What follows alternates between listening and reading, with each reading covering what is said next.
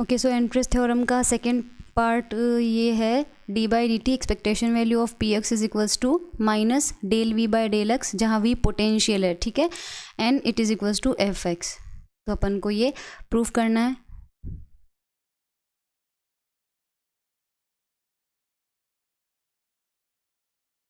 Okay, सो हम start करते हैं लेफ्ट हैंड साइड से।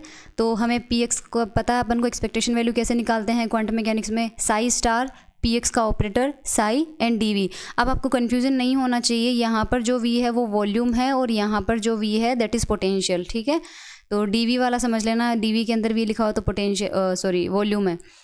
फिर हम क्या कर रहे हैं यहाँ पे, क्योंकि यहाँ इंटीग्रेशन तो वॉल्यूम के रिस्पेक्ट में है, डिफरेंशिएशन टाइम के रिस्पेक्ट में है, दोनों एक दूसरे पर डिपेंड नहीं करते हैं, तो अपन इंटीग्रेशन के साइन के अंदर इसको ले सकते हैं। अंदर ले जाते ही ये डेल बाय डेल टी हो जाएगा, क्योंकि जो साई है वो पोजीशन और टाइम दोनों का फंक्शन है और हम डिफरेंशिएशन केवल टाइम के रिस्पेक्ट में कर रहे हैं, इसलिए हम पार्शियल का साइन यूज़ कर रहे हैं। अब यहाँ पर दो फंक्शन है, ये फर्स्ट फंक्शन हो गया, ये सेकंड फंक्शन हो गया। तो पहले फर्स्ट फंक्शन का कर देते हैं, तो del psi star upon del t, उस टाइम सेकंड फंक्शन को कांस्टेंट रखते हैं तो del psi upon del x, plus first function को कांस्टेंट रखते हैं साई स्टार और सेकंड फंक्शन पे ऑपरेट कर देते हैं तो del by del t del psi by del x. Okay, मैं यहाँ पर बता दूँ कि जब इक्वेशन नंबर ये जो 1 है, इस इक्वेशन नंबर 1 के अंदर ये है डेल बाय डेल टी और ये डेल बाय डेल एक्स। मैंने प्रीवियस वीडियो में आपको बताया है कि इनको इंटरचेंज करने से कोई फ़र्क नहीं पड़ता, यानी कि हम डेल बाय डेल एक्स पहले लिख सकते हैं और डेल बाय डेल टी बाद में भी अप्लाई कर सकते हैं साई पे। ये दोनों चीज़ें बिल्कुल सेम है, ठीक है, क्योंकि इसका अपन आगे यूज़ करेंगे। अब हम टाइम डिपेंडेंट श्रोडिंगर इक्वेशन लेते हैं।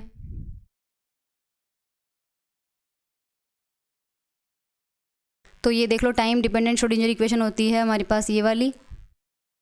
ओके, यहाँ से del psi by del t की वैल्यू निकालना है अपन को, इक्वेशन नंबर 2 मिल जाएगा। इक्वेशन 2 का कॉम्प्लेक्स कॉन्जुगेट लेना है, यानी साई को साई स्टार से रिप्लेस करना है और आयोटा को माइनस आयोटा से। तो ये लेफ्ट हैंड साइड हो जाएगा, ये राइट हैंड साइड जो माइनस साइन का था वो प्लस के साथ आ जाएगा और साई स्टार लग जाएगा। ये भी वी वाला पोर्शन ऊपर प्लस में था, ये माइनस में आ जाएगा और साई स्टार लग जाएगा। 2 3 को 1 में पुट करेंगे, ठीक है। अब देख लेना एक बार, 2 3 को जब 1 में पुट करेंगे तो हमें थोड़ा सा कॉम्प्लिकेटेड पार्ट मिलेगा। तो ये मैंने इक्वेशन नंबर 1 वापस लिखी है यहाँ पे, ठीक है। ये मैंने इक्वेशन नंबर 1 यहाँ पर पूरी वापस लिखी है और ये डेल बाय डेल एक्स है यहाँ पे, और यहाँ पर मैंने डेल बाय डेल टी को अंदर ले लिया है। जैसा कि मैंने आपसे बताया था कि ऊपर वाली जो इक्वेशन नंबर 1 लिखी है उसमें यहाँ पर डेल बाय डेल टी है, बट उसको इंटरचेंज करके अपन लिख सकते हैं। तो del psi star by del t equation number 2 है, तो ये रहा del psi star by del t equation number 2 से पूरा। और इक्वेशन नंबर 3 में हमें मिला है डेल साइज इक्वेशन नंबर 3 रखा है यहाँ पे, ये हमने रखा है इक्वेशन नंबर 3 और यहाँ पर हमने रखा है इक्वेशन नंबर 2, ठीक है। एज इट इज़ रखा है मैंने, कुछ भी चेंज नहीं किया है। अब बस इसी को सिंप्लीफाई करना है अपन को। अब एक थोड़ा सा देखो, मैंने कैलकुलेशन ईजी की हुई है, ऑल दो एच क्रॉस अपॉन 2mi और एच क्रॉस अपॉन 2mi। तो मैं केवल ये वाला टर्म और ये वाला टर्म पहले एक साथ लिख रही हूँ, फिर बाद में वी वाले टर्म को एक साथ लिख देंगे। तो पहले इस टर्म को और इस टर्म को एक साथ लिखना है, तो दोनों में से कॉमन आ रहा है ये वाला टर्म। ऊपर क्या बच रहा है हमारे पास, डेल टू साई स्टार, और किससे मल्टीप्लाई हो रहा है, del psi by del x से। तो del two psi star del psi by del x से। नीचे वाला डेल टू साई किससे मल्टीप्लाई हो रहा है, लेफ्ट हैंड साइड में psi star del by del x से। तो psi star del by del x और डेल टू साई, ठीक है। ये तो हो गए फर्स्ट दो, ये वाला टर्म और ये वाला टर्म। अब दोनों पोटेंशियल वाले टर्म को एक साथ लिखना है। तो पोटेंशियल में यहाँ देखो आयोटा एच क्रॉस है, यहाँ पर आयोटा एच क्रॉस है, और इसका वाला आयोटा एच क्रॉस है वो इसी से कैंसिल आउट हो जाएगा। तो थोड़ा सा आप और रीअरेंज करके देख लेना, पोटेंशियल वाले टर्म से हमें ये टर्म मिलेगा, ठीक है, क्योंकि यहाँ पर क्या है, V psi star del psi by del x. तो ये रहा V psi star del psi by del x, और यहाँ पे क्या है, पहले साई स्टार है फिर डेल बाय डेल एक्स है और वो वी साई पे ऑपरेट हो रहा है। तो psi star del by del x और ये वी साई पे ऑपरेट हो रहा है। अब हमें क्या करना है, यहाँ पर थोड़ा सा देखो, 1 मिनट में नीचे ले लेती हूँ उसको, या तो ये डेल साई बाय ये एज इट इज़ लिखा है यहाँ पे टर्म, ये वाला टर्म जो है वो यहाँ पे आ गया माइनस साई स्टार। अब ये यहाँ पर ये टर्म एज इट इज़ अपन ने लिख दिया, ठीक है। केवल वी वाले टर्म को देखना, ये वाला टर्म जो है वो यहाँ पे लिखा हुआ है। यहाँ पर del by del x operate हो रहा है दो फंक्शन पे, एक वी पे और एक साई पे।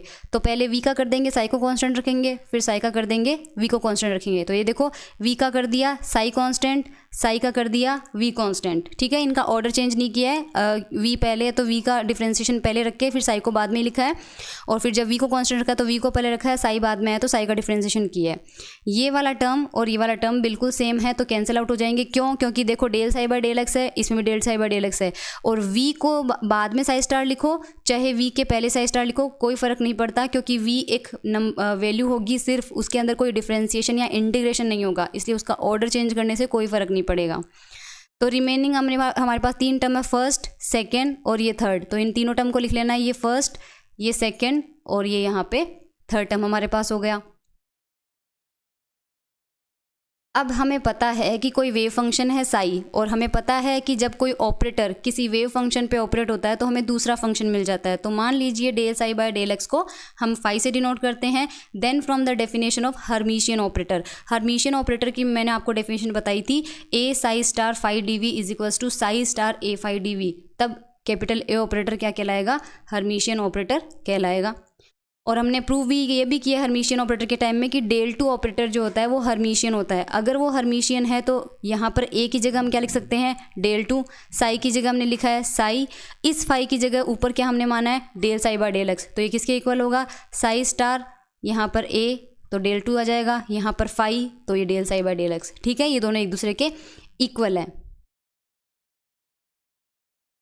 तो यहाँ पर ये जो टर्म है इसमें साई स्टार को एज इट इज़ रखा है, डेल टू को डेल, यहाँ पर देखो अब एक ऑपरेटर है डेल टू ऑपरेटर और एक है डेल बाय डेल एक्स, ये दोनों ही डिफरेंशिएशन के ऑपरेटर हैं। और मैंने आपको बताया था कि डेल बाय डेल एक्स और डेल बाय डेल वाई को इंटरचेंज करने से रिजल्ट सेम ही मिलता है। तो उसी तरह से डेल टू के अंदर भी डिफरेंशिएशन के ही ऑपरेटर हैं और डेल बाय डेल एक्स के अंदर भी डिफरेंशिएशन का ऑपरेटर है, इसलिए इनका ऑर्डर चेंज करने से हमें कोई फ़र्क नहीं पड़ेगा, सेम रिजल्ट ही मिलेंगे।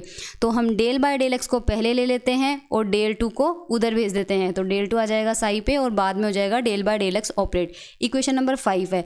Now from equation number 4, equation number 4 एक बार देख लो, स्क्रीन पे सबसे ऊपर आपको दिखाई दे रही होगी, यही इक्वेशन 4 मैं वापस लिख रही हूँ, लेकिन इसी इक्वेशन 4 को रीराइट करने पर ये वापस मैंने लिख दी equation number 4, as it is लिखी है, कोई चेंज नहीं किया है। ठीक है, और इक्वेशन नंबर 5 की वैल्यू पुट करेंगे तो इक्वेशन नंबर 5 में किसकी वैल्यू मिल रही है? Del two psi star del psi by del x. अब मेरी बात सुनना, इक्वेशन नंबर 4 में हमें यहाँ पर डेल टू साई स्टार मिला है, जबकि 5 के हिसाब से यहाँ पर डेल टू साई का होल स्टार होना चाहिए, यानी ये स्टार जो कि अंदर लिखा हुआ है इक्वेशन 4 में ये बाहर आना चाहिए, पर हम इसको बाहर लिख सकते हैं। ये वैल्यू और ये वैल्यू सेम है, क्यों? क्योंकि डेल टू ऑपरेटर के अंदर आयोटा का टर्म होता ही नहीं है, इसलिए इसके ऊपर अगर स्टार लगा भी दोगे तो वापस डेल टू ऑपरेटर ही मिल जाएगा, क्योंकि इसमें आयोटा नहीं होता है। तो यहाँ पर इस स्टार को अगर हम बाहर भी ले लेंगे तो उसको ओपन करेंगे तो हमें क्या मिलेगा?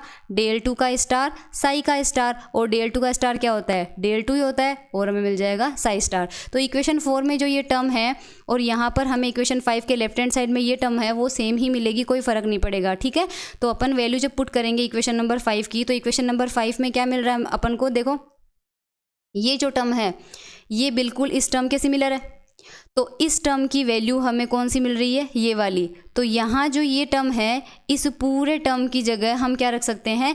ये वाली वैल्यू पुट कर देंगे।